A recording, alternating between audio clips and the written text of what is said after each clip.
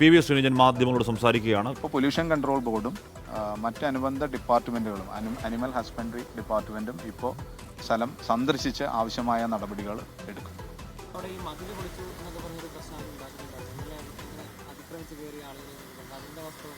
ജനപ്രതി എന്നുള്ള രീതിയിൽ ഞാൻ അവിടെ ചെന്നു എന്നിരുന്നുള്ള സത്യമാണ്.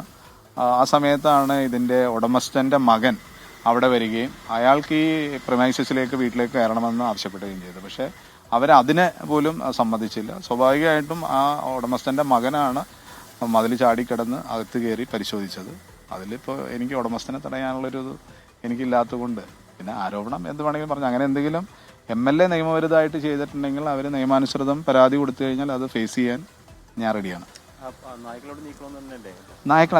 നായ്ക്കളെ ഉപദ്രവിക്കണമെന്നോ അല്ലെങ്കിൽ അവരെ ഉപദ്രവിക്കണമെന്നോ ഒന്നും നമ്മുടെ ആവശ്യമല്ല.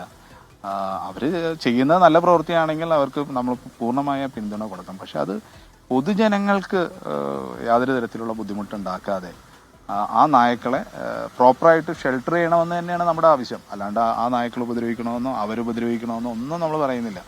കൃത്യമായിട്ടുള്ള മാനദണ്ഡങ്ങൾ പാലിച്ച് ഗവൺമെൻറ് നിർദ്ദേശിക്കുന്ന ലൈസൻസിങ് ഉറപ്പുവരുത്തിയതിന് ശേഷം അവർ നായ്ക്കളെ ഇത് ചെയ്ത്. പക്ഷേ ആ ഭാഗത്തുള്ള നൂറുകണക്കിന് ആളുകൾ അനുഭവിക്കുന്ന, നിങ്ങൾ മാധ്യമപ്രവർത്തകരോട് പോകുമ്പോൾ ഒരാൾ പോലും ഒരു വൃത്തിയുള്ള സ്ഥലത്താണെന്ന് നമുക്ക് തോന്നുന്നില്ല. അത്രയും വൃത്തിഹീനമായിട്ട് തന്നെയാണ്. അതുകൊണ്ടാണ് ജനങ്ങൾ അത്തരത്തിൽ പ്രതികരിക്കുന്നത്. അപ്പോൾ 2 നില വീട്ടിൽ കുന്നത്താട് 10-40 അല്ലെങ്കിൽ 10-60 പട്ടികൾ അവിടെ പാർപ്പിച്ചിരിക്കുന്നു എന്ന വാർത്ത നമ്മൾ നേരത്തെ കണ്ടു. ഈ ദൃശ്യങ്ങളൊന്നും നേരത്തെ കണ്ടതാണ്. നാട്ടുകാർക്ക് വലിയ പ്രതിഷേധത്തിലാണ്. പി വി ശ്രീനിജൻ MLA അവിടെ എത്തി ഇവരെ ഈ പട്ടികളെ ABC സെൻ്ററിലേക്ക് മാറ്റാനുള്ള ആലോചനയും നീക്കം നടത്തും. പക്ഷേ ഈ അവിടെയുള്ള ഈ പറഞ്ഞ മൃഗസ്നേഹികളെന്ന് പറയുന്നത് അതിനോട് സഹകരിക്കുന്നില്ല എന്നാണ് പരാതി. എന്തായാലും അതിന് പരിഹാരം ഉണ്ടാവട്ടെ.